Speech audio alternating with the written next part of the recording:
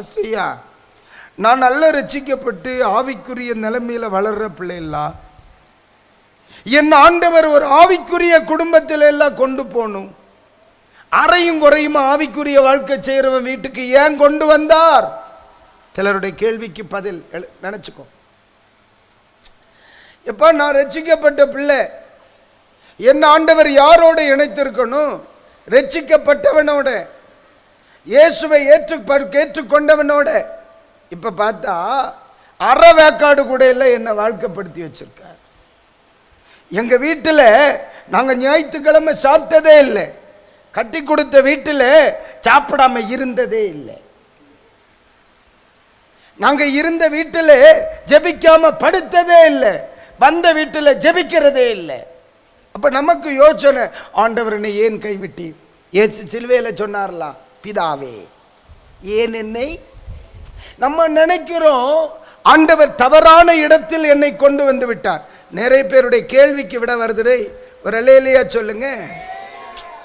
ஆனா ஆண்டவர் என்ன சொல்றாருன்னா, தோத்திரம் ஐயா, உனக்குள்ள இருந்ததுனாலதான் அதை அவர்களுக்கு கொடுக்கும்படி இல்லாத வீட்டுக்குள்ள உன்னை நான் கொண்டு வந்தேன். அது உனக்கு தெரியல. நீ இன்னும் ஓட்டனை குறை சொல்லிக்கிட்டே இருக்க. நீ இப்ப கல்யாணம் ஆகி 20 வருஷம் ஆச்சு, இன்னும் உங்க அப்பனை ஆத்தாளையும் குறை சொல்றது நீ என்ன செய்யல? விடல. பார்த்து கொடுத்துருக்கலாம்ல, பார்த்து கொடுத்துருக்கல. ஏன் பார்த்ததுனால தாமடா கொடுத்தான். ஜெபிக்கிறவனை பிடிச்சு ஜெபிக்காதவனுக்கு கொடுத்த காரணம் என்ன?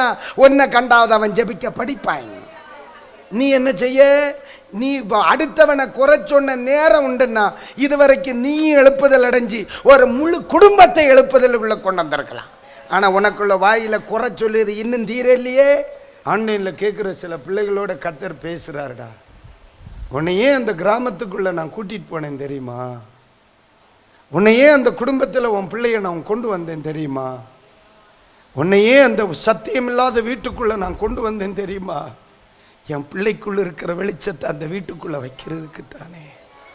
நீ ஏன் பயந்துட்டு இருக்க? நானெல்லாம் உன்னை கொண்டு வந்தேன். நான் எல்லாம் அந்த வாழ்க்கையை உன் பிள்ளைக்கு கொடுத்தேன். நான் என் பிள்ளைக்கு வாழ்க்கை கொடுத்தேனே, நீ ஏன் கவலைப்படுற? நான் உன் பிள்ளைக்கு வாழ்க்கை கொடுத்துருப்பேன்னா அதே இடத்துல அவனை வாழ வைப்பேன். நீ ஏன் கவலைப்படுற? சிலருக்கு சந்தேகம் கிளியராக இருக்கும்னு நினைக்கிறேன். நீ ஓட்டனை திட்டின கொன்னு விடுவேன். கைகளை தட்டி ஆண்டவருக்கு நன்றி சொல்லுங்க பார்க்கலாம். எந்த காலத்திலும் எந்த நேரத்திலும் நன்றியால் உம்மை நான் துதிப்பேன். இயேசுவே உம்மை நான் துதிப்பேன் துதிப்பேன். எந்த வேளையிலும் துதிப்பேன். இயேசுவே உம்மை நான் துதிப்பேன் துதிப்பேன். எந்த வேளையிலும் துதிப்பேன். எந்த காலத்திலும் எந்த நேரத்திலும் நன்றியா உம்மை நான் துதிப்பேன். இயேசுவே உம்மை நான் துதிப்பேன் துதிப்பேன். எந்த வேளையிலும் துதிப்பேன். இயேசுவே உம்மை நான் துதிப்பேன் துதிப்பேன். எந்த வேளையிலும் துதிப்பேன். தேவனும் நீரே, என் ஜீவனும் நீரே, ராஜராஜனும் என் சர்வம் நீரே. தேவனும் நீரே, என் ஜீவனும் நீரே, ராஜராஜனாம் என் சர்வமும் நீரே. அல்லேலூயா. ஆவியானவர் பாட்டு முடியல வரே. சிலரை எந்த நம்பிக்கையும் இல்லாத ஒரு ஊழிய ஸ்தலத்துல கொண்டு உட்கார வச்சிருக்க. கேட்டுட்டு இருக்கிற நீன்னு எந்த நம்பிக்கையும் இல்லாத ஒரு இடத்துல உன்னை ஊழியத்துக்கு கொண்டு உட்கார வச்சிருக்க. ஒருவேளை இதுக்கு முன்னால இருந்த இடத்துல எல்லாருமே உனக்கு ஆதரவா இருந்திருக்கலாம். இன்னைக்கு ஒரு விசுவாசி இல்லை, ஒரு நேசிக்கிறவங்க இல்லை, உன்னை ஆதரிக்கிறவங்க இல்லை, சாப்பிட்டீங்களான்னு கேட்க ஒருத்தர் இல்லை, உங்களுக்கா தாங்கி ஜெபிக்க யாருமே இல்லை. ஏன் ஆண்டவர் இங்க கொண்டு வந்தார்? ஒருவேளை ஆண்டவர் மறந்திருப்பாரோ என்ன? ஆண்டவர் ஒருவேளை தப்பு செய்திருப்பாரோ? கேள்வியோட நீங்க கேட்குறீங்க. இல்லப்பா, உன்னை ஏன் அந்த ஊருக்கு கொண்டு போனேன்னு தெரியுமா? உன்னால மட்டும்தான் அந்த ஊருக்கு மாற்றத்தை கொண்டு வர முடியும். அந்த தேசத்திற்குரிய அபிஷேகம் உங்ககிட்ட இருக்கு. அந்த தேசத்தை மாற்றுகிற அபிஷேகம் நான் உனக்கு மேல வச்சிருக்கேன். அது தெரியாம நீ புலம்பிட்டு இருக்கிறீயே. அந்த வீட்டுக்கு தேவையான அபிஷேகத்தை உன் தலையில நான் வச்சிருக்கேன். அந்த கிருபை உன் மேல இருக்கு. ஆண்டவர் தப்பு பண்ணிட்டாரோன்னு நீ நினைக்கிற. இல்ல, கர்த்தர் எல்லாம் அழகாய் செய்கிறவர்.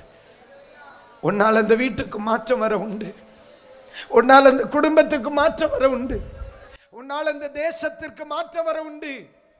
எழுதி வச்சுக்கோ. உன் குடும்பத்தை கொண்டு வரும், உன்னை கொண்டும் உன் குடும்பத்தை கொண்டும் அந்த தேசத்தில் ஒரு பெரிய மாற்றத்தை நான் கட்டளையிடுவேன். விசுவாசிக்கிற பிள்ளை கைகளை தட்டி அபிஷேகம் பெற்ற அந்நிய பாஷையில ஒரு கணம் தேவனை மகிமைப்படுத்துங்கள் பார்க்கலாம். அநேகரோடு கர்த்தர் பேசுகிறார். ஊழிய ஸ்தலத்தில் உட்கார்ந்துகிட்டு என் செய்தியை நீ கேட்கிற. இன்னைக்கு ராத்திரியில கர்த்தர் சொல்லுகிறார், அந்த தேசத்திற்கு தேவையான என்னுடைய கிருபையை, என் அபிஷேகத்தை, என் வல்லமையோ சரசில வச்சிருக்கிறேன். அன்னைக்கு யோசுவாவை பார்த்து சொன்ன வார்த்தை உனக்கு நேராய் வருகிறது. ஒருவனும் உன்னை எதிர்த்து நிற்பதில்லை.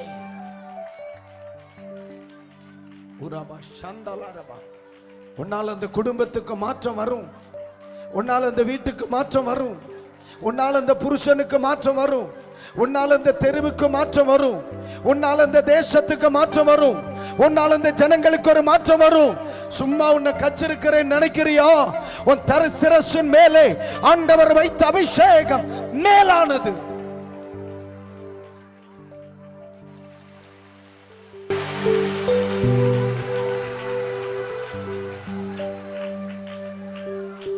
ராத்திரி அநேகருடைய அறைகளுக்குள்ள ஒரு தேவ மகிமை இறங்கி வருது.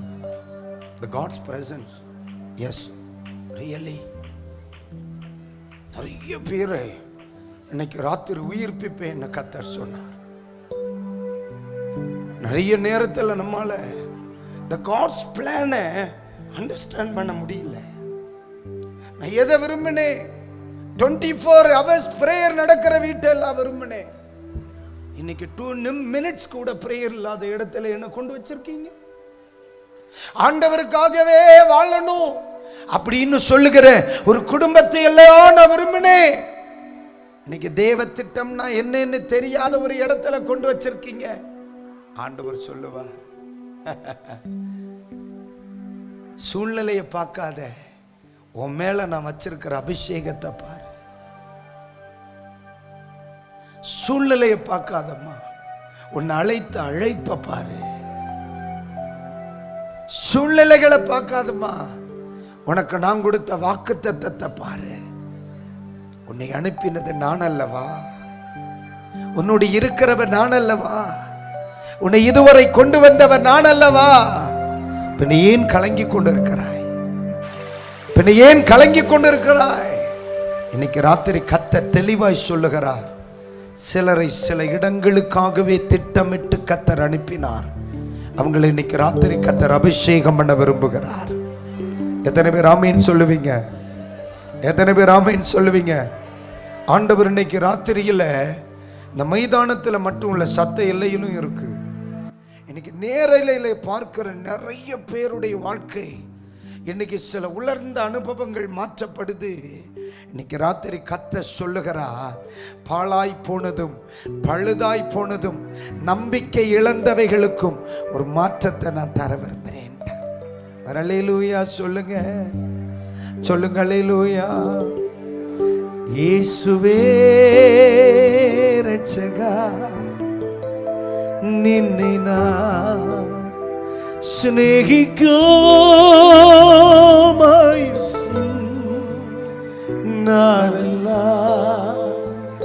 നന്ദിയാ പാടിടും യേശുവേ രക്ഷക നിന്നെ ഞാൻ സ്നേഹിക്കുമായുസേ നാളെല്ലാം നന്ദിയാ പാടിടും. எத்தனை பேர் ஆமீன் சொல்லுவீங்க?